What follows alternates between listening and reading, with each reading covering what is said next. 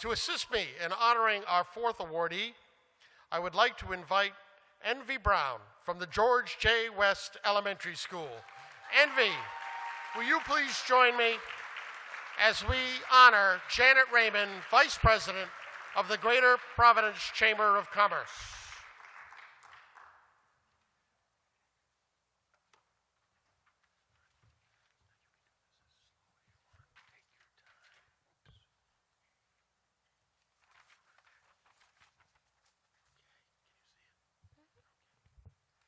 Good evening. My name is Envy Brown, and I am a 5th grade student at George J. West Elementary School. In junior achievement, I learned how to start a business and about the 3 resources you need to make it successful. To make it successful, you need employees, capital, and natural resources. Ms. Raymond shared how working together as a team can help you have a good project along with the importance of developing a solid business plan. She said that you need to make your business stand out and be innovative. For example, in the business my group developed, Flower Power Jewelry, our jewelry has flowers inside of it, unlike the jewelry that have diamonds and stones. Ms. Raymond also shared about the importance of capital needed for a business. The capital is the money that you put into your business. So if anyone would like to invest in Flower Power Jewelry, please see me after the award ceremony.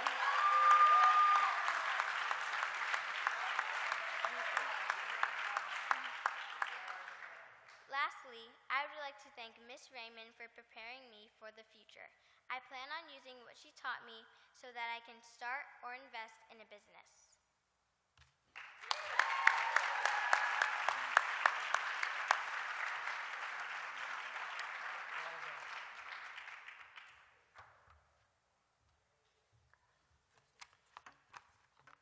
Thank you, Envy. Janet, will you please join us on stage?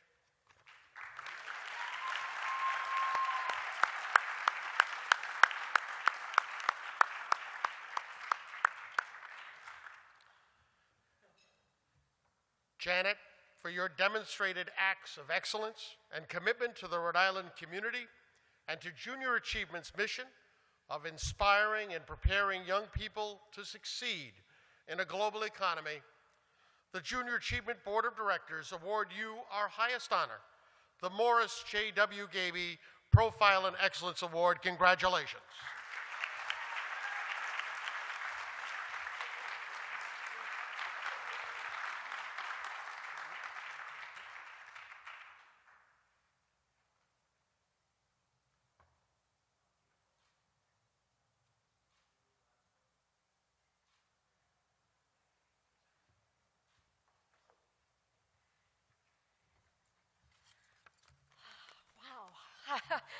Thank you, Steve, and thank you, Envy. I think we should give Envy another round of applause. That was awesome.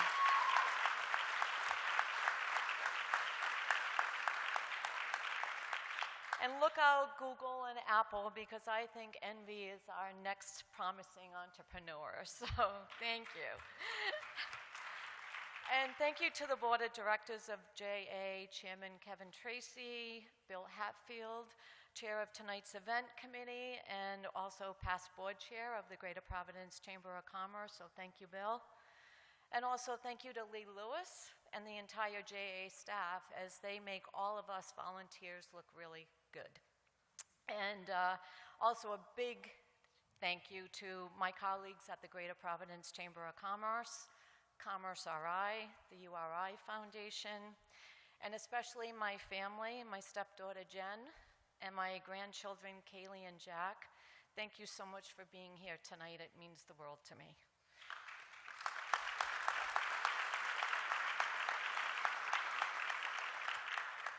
And I want to especially thank one person, and that's Lori White.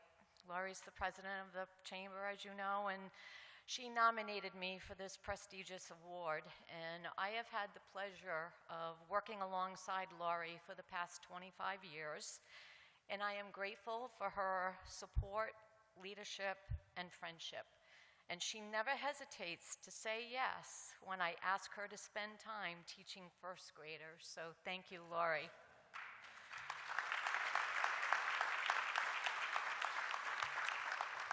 And congratulations to all of my fellow honorees here tonight. It is especially an honor to share in the same recognition with someone as amazing as the late Cheryl Sneed. Always a passionate and relentless advocate for small business, she was a leader in our state, a mentor, and most importantly, always had an infectious smile on her face. So to Cheryl's family, she leaves a lasting legacy of inspiration to us all. And I also want to recognize the principal of George West Elementary School. I believe Sandra Stewart is here. Sandra?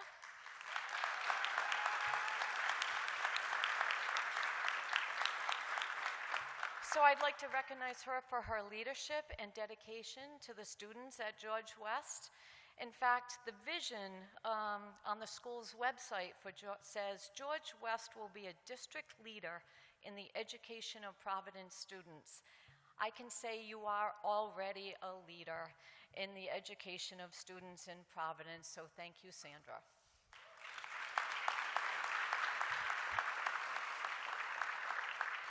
So my first experience teaching JA was with a group of first graders.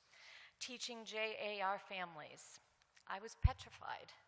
Walking into a classroom of 20 first graders, all eyes on me, never having taught in a school before. So as Lori probably knows, I studied, I prepped, and was prepared, or so I thought. Then came the questions. How old are you? Which I could certainly answer, but preferred not to. How much money do I make? How do you spell their favorite animal, a cheetah? Well, thank God they didn't ask me to spell orangutan. So I was amazed at how much knowledge these first graders had about business and even about entrepreneurship. Then I went into Jameson Miller's 5th grade class, and I was astounded by the ideas and creativity the students had for starting their own business. From creating their own line of jewelry using flowers, of which I will be purchasing your first product, to designing custom clothes for girls. The students are so eager to have a visit from a JA volunteer, so I encourage anyone here tonight who has never volunteered to consider doing so. If you believe in the boundless potential of young people like Envy and all of the students here tonight, then consider volunteering for JA. And lastly, while all these programs are critically important, if the schools in which the students are learning are crumbling and falling apart, how can we expect our students to learn in such an environment?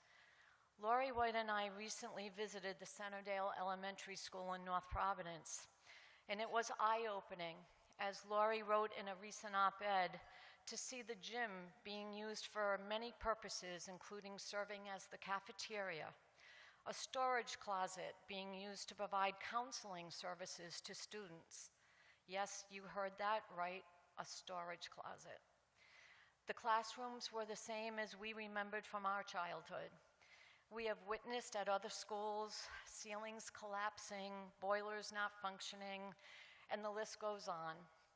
As Lori concluded, as a society, we must provide for a safe, warm, and dry environment equipped with 21st century technologies for our children to learn, for they deserve no less. So I urge you to consider supporting the school construction and repair bond, which hopefully will be on the ballot this November.